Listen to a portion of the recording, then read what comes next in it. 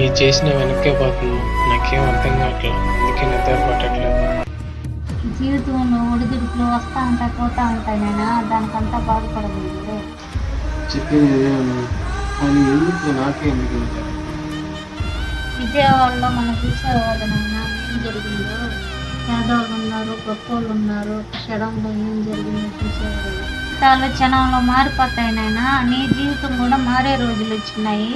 అప్పుడు దాకా మనం ఏం చేయాలి, అన్నిటికీ బాధపడబాక, అన్నిటికీ ఆలోచించబాక, భయపడబాక, జరగాల్సింది జరుగుతుంది నాయన. చెప్పినట్టు ఆలోచించండి. అసలు నిద్రపాటు ఒకసారి భయపడుకో, పడుకో.